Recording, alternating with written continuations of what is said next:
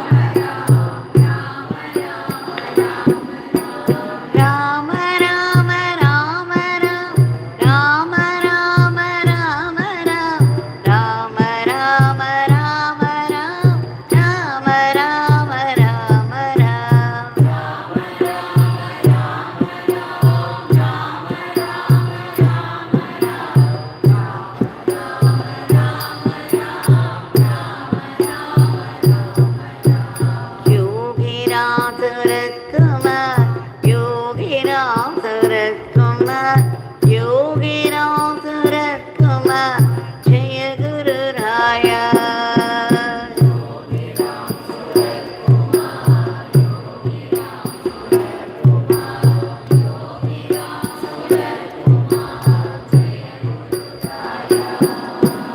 योगी राम सूरत कुमार योगी राम सूरत कुमार योगी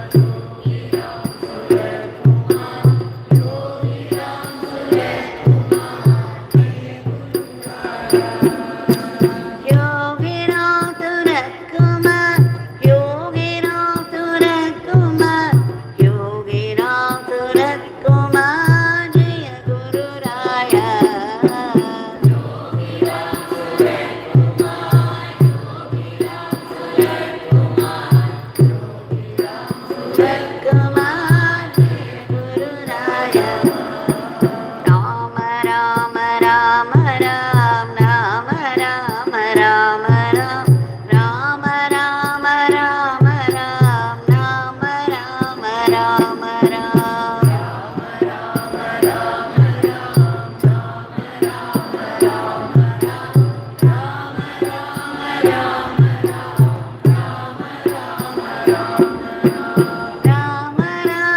ராம ராம ராம ராம ராம ராம ராம ராம ராம ராம ராம ராம ராம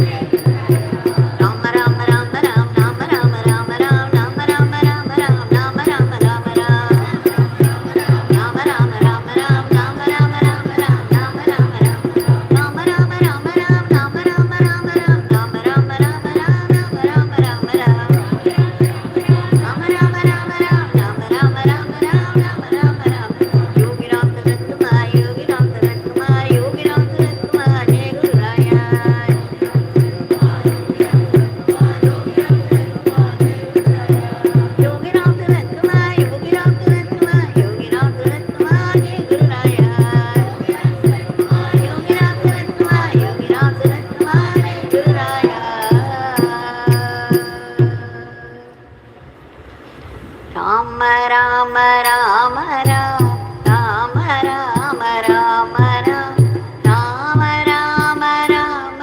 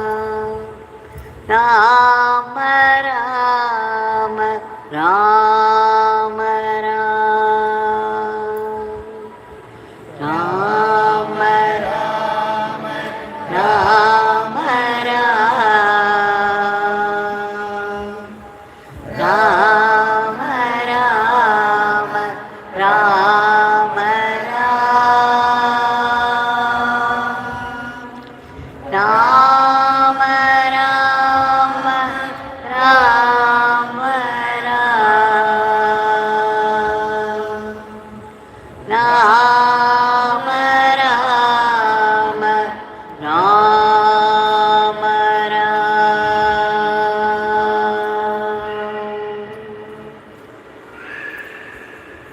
भगवान श्री योगीराम सूरत कुमार की जय।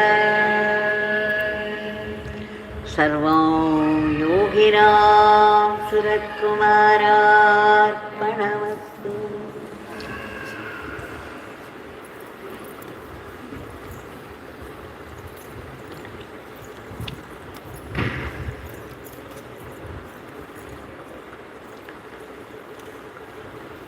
We have been gifted with a great treasure, the treasure of Kalpataru, the wish-fulfilling tree, the glory of his name. And we have all been specially blessed to gather here this evening, during this evening twilight, to be able to sing his powerful name. And this Nama was pouring out like Nama Ganga. We all had our baptism, our holy bath, the pouring falls of the Nama. Do not think it's just a name. It is a shower of divine energy. We have all had a bath in it, which purifies our body and the mind. What more do you want? During the Nama chanting, if you can avoid thinking about anything else or anyone else, just be absorbed in the rain of blessings, the rain of the divine Shakti. It's being with him and within him and being him. It is total absorption in the Nama. And Nama is none other than Nami. And Nami is none other than that supreme divinity.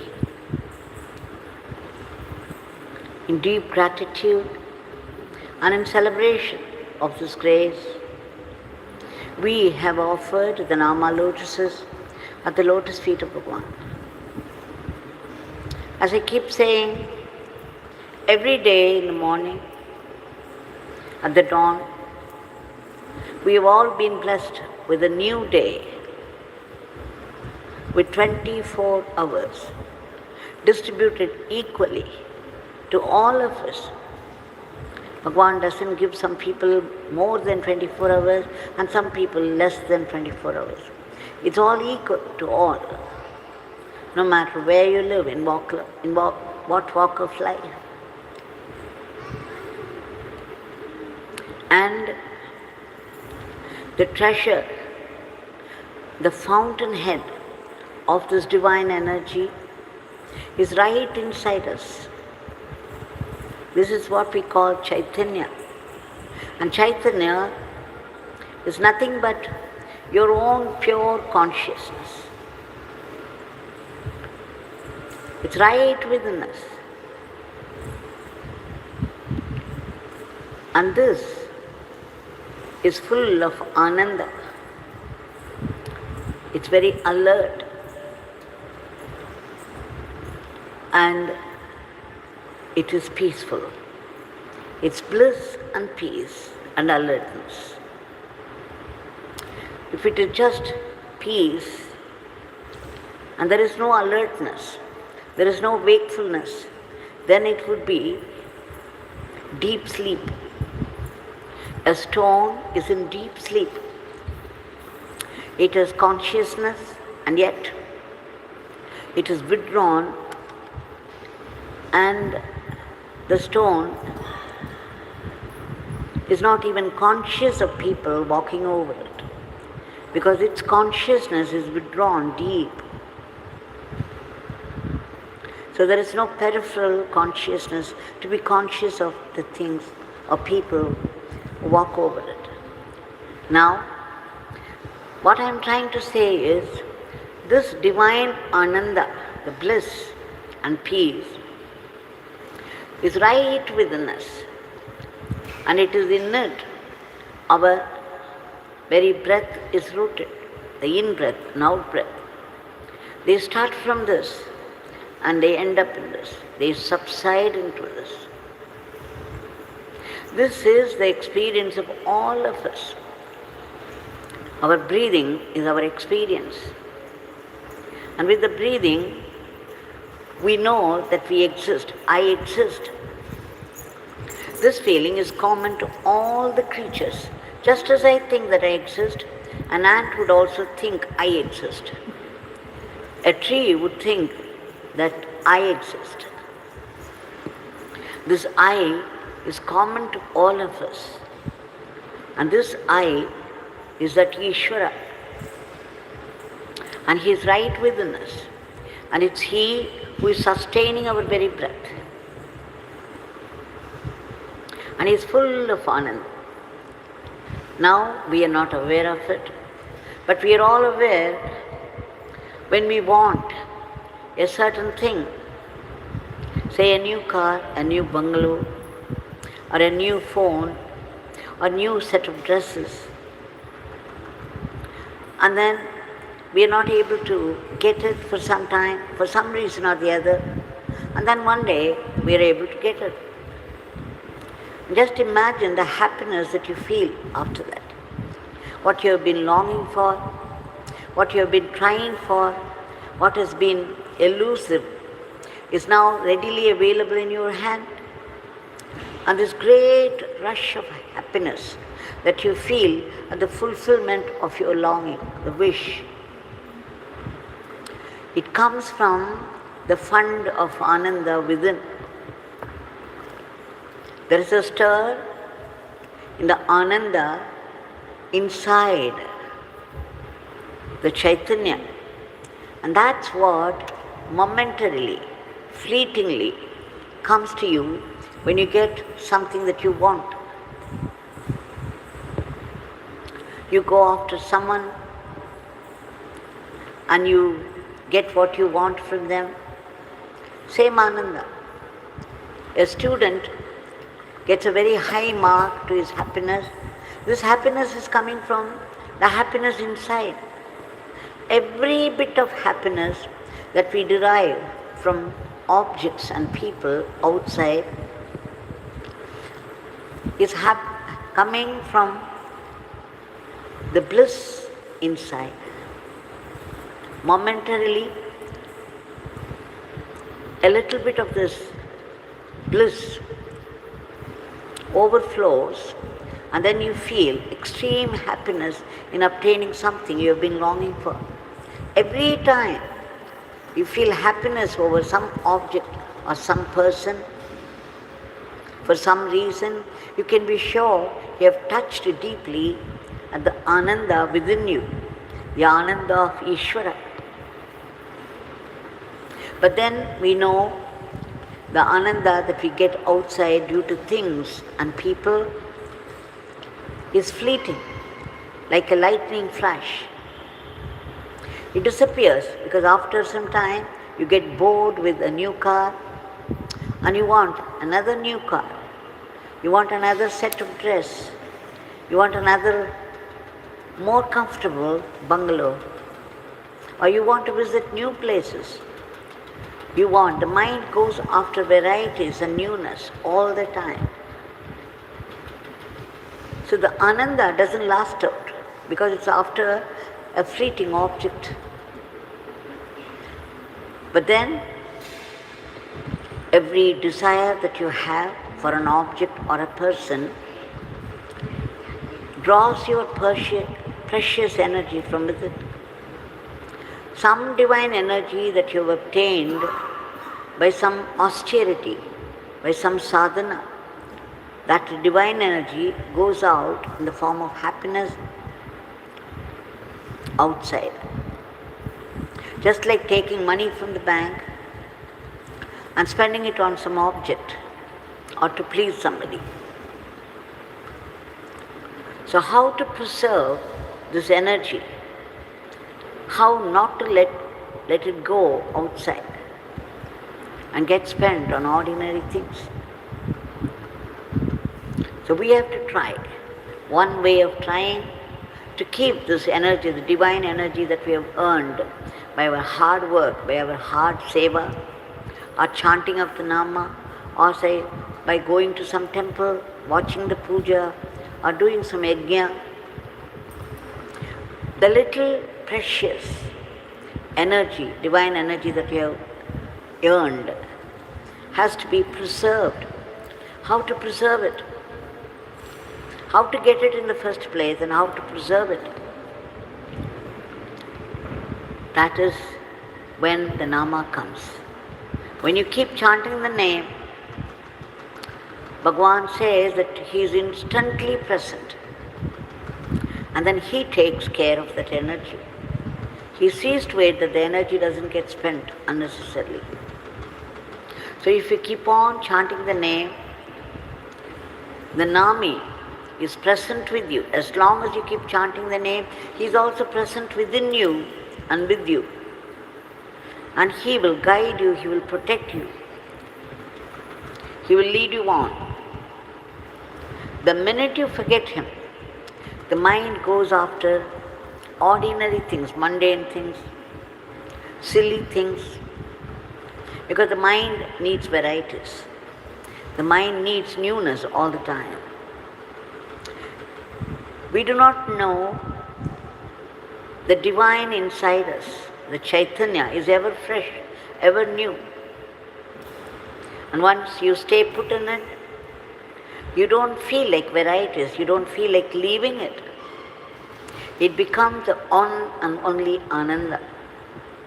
And you have no other Ananda to go after. So all that happiness we are after in this outside world, over an object or a person, a million times more than this Ananda is inside us, a great treasure of Ananda. How to tap it? We have all heard of the musk deer. You know, the musk deer always radiates a beautiful smell, the smell of the musk. But then the deer doesn't know that the smell is coming from its body. It all the time thinks it is outside somewhere, and then it becomes mad. It goes after the smell, thinking that it's here, it is there, and it starts wandering from place to place in search of this fragrance, little knowing that it's coming from inside. It gets bored, it's not able to find the fragrance that it is searching for, so it begins to go faster to other places. The faster it runs, the more the fragrance. Then it becomes mad. Again it starts. And then it starts running here and there, going after this fragrance, hoping all the time that it will find it somewhere. Finally, after so much wandering, so much of running around, it gets tired, and then at one point, out of sheer exhaustion, it falls down. And when it falls down, its head, the whole body curves, and its head comes near the navel. And suddenly it finds that the fragrance it was being after is right from its body. As we are in a similar predicament. We go after this Ananda, we go after happiness, what we think is happiness, either an object or a person. And we go after it, searching and searching and searching, but getting bored in a few days. And then you go after another happiness. All the time, we know it's only a fleeting Ananda. So let us understand that the fund of this little Ananda that you feel now and then, going after something or the other, is right inside you, and all you have to do is turn your look inward. The Guru comes down to do that for you. So when you begin to chant the name Yogiram Sarat Kumar, and you keep on praying to him, please turn my look inward. Turn me inward. Let me not turn outward, going after those fleeting things. Let me turn inward and find that treasure of Ananda, endless Ananda that is inside, the fountainhead of Ananda. So this is what we all have to pray. Even while we ask for worldly things, and we get it by His grace, we are happy that we got it for one thing, and we are happy and we feel overwhelmed at His grace, which made it possible. At that time, just make a prayer. Bhagwan, I'm after this small thing and I got it by your grace, but please give me that fund of happiness that is residing inside me all the time, which I am unable to feel. Please reveal your state of Ananda to me. Even as you keep on chanting the name, even as you want to chant the name for some worldly matter, just remember now and then that you have to make a prayer for the Ananda inside. And this Ananda that is inside is ever fresh and it is ever alert, it's wakeful.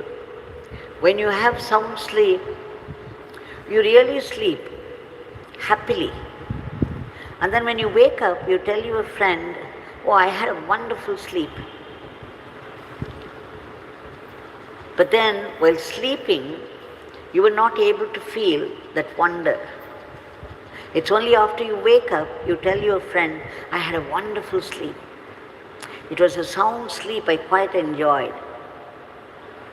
But that you can say only after waking up. While you were asleep, you were not even aware that you were asleep. You were deep in sleep, but you were not aware. But in the wakefulness, the wakeful hours of the whole day, if you can bring that state of happiness with an alertness, all the time being aware of this happiness, that is the Ananda inside. So we have to aim at this permanent Ananda where we are absolutely watchful and wakeful, all the time enjoying that extraordinary peace and bliss. We shall now offer our today's prayer at the lotus feet of Bhagwan. And that's why at the end of this prayer, we all pray, please uproot this false identification, my identification with the body, the false ego, and promote Atma Bhava. Promoting Atma Bhava is remembering this permanent Ananda, the treasure of Ananda, is right inside, in which our whole being is rooted. So please join me in this prayer. Bhagwan, we beg you again and again and again, a million times, for your immediate divine intervention to bring forth a dharmic normalcy to today's world, the world of violence. There is so much lack of harmony, discipline and order in the lives of people.